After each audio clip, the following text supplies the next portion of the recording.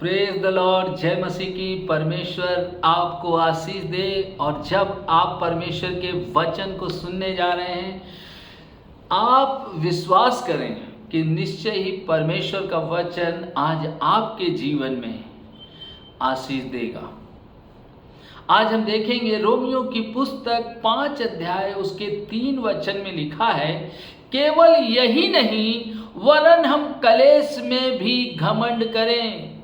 हमें परमेश्वर इस बात की आज्ञा दे रहा है और वो हमसे कह रहा है कि जब हमारे जीवन में कलेश आए तो हमें डरने की जरूरत नहीं, हमें घबराने की जरूरत नहीं, हमें परेशान होने की जरूरत नहीं है। हमें तो परमेश्वर का धन्यवाद करने की जरूरत है कि उसने मुझे अपना बेटा और बेटी के रूप में इस संसार में बुलाया। और वो कह रहा है कलेश में भी हम घमंड करें, समस्याओं में भी, क्योंकि हमें मालूम है कि हमारा परमेश्वर हमें हर एक उस परिस्थिति से छुड़ा सकता है, बचा सकता है। इसीलिए रोमियो की पुस्तक में ये वचन लिखा है, कलेश में भी घमंड करें, क्योंकि बाइबल बताती अंत के दिनों में कठिन समय आएंगे। कठिन का मतलब कलेश हो सकता है, आर्थिक, शारीरिक, पारिवारिक, सामाजिक, किसी भी प्रकार का कलेश आ सकता है। कह रहा है घमंड करो। मेरे भाई और बहनों, मैं आज आपसे कहना चाहता हूं, जब आप परमेश्वर के वचन को सुन रहे हैं, यदि ऐसी परिस्थिति से आप गुजर रहे हैं, आपको घमंड करने की जरूरत है कि मैं उसका बेटा और बेटी हूं। और जिस दिन आप इस बात का विश्वास करेंगे, मैं निश्चय ही आपसे कहना चाहता हूं परमेश्वर की उपस्थिति में, कि वो उसका वचन आगे कहता है, कलेश से धीरज। आप जब कलेश से होके गुजरते हैं तब आपके अंदर परमेश्वर का धीरज काम करता है। और हम चौथे वचन में देखेंगे, 5 के 4 में देखेंगे, और वहां पे लिखा है, और धीरज से खरा निकलना।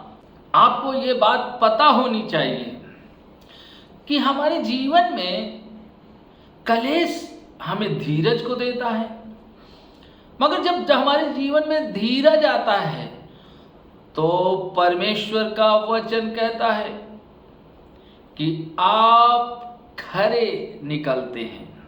खरा यानी आप 24 कैरेट का गोल्ड बन जाते हैं, आप चोखा और उत्तम सोना बन जाते हैं।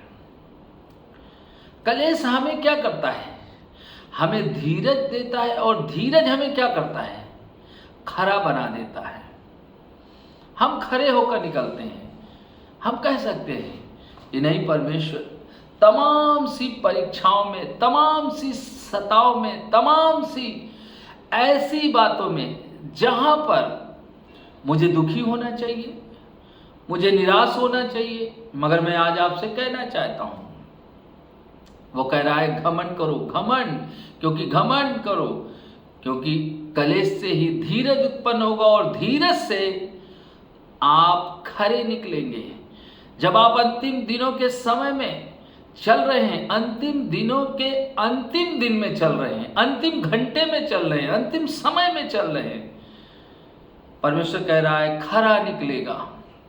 फिर आगे उसी वचन में, और खरे निकलने से आशा उत्पन्न होती। आप खरे निकलते हैं जब आप कलेश में स्थिर रहते हैं, कलेश में आप घमंड करते हैं, तो आप जानते हैं यहां पे कह रहा है आशा। खरे निकलने से क्या होगी? आशा उत्पन्न होगी। यदि आप खराई से अपना जीवन जी रहे हैं, मैं आज आपसे कहना चाहता हूं, जब आप परमेश्वर के बेटे और बेटी हैं, जब आपने अपना जीवन परमेश्वर के हाथ में सौंप दिया है, जब आप परमेश्वर को प्यार करते हैं, वो कह रहा है खरे निकलेंगे, खरे निकलेंगे, खरे निकलेंगे। और जब खरे निकलेंगे तो आपके जीवन में आशा उत्पन्न होगी। और वो आशा जिसकी बात प्रभु यीशु मसीह ने कही। यदि हमारे जीवन में आशा ही खत्म हो जाए, हमारा विश्वास में रह पाना कठिन है, क्योंकि हमारे पास एक जयवंत आशा है। और वो जयवंत आशा जब तक हम खराई से नहीं चलेंगे,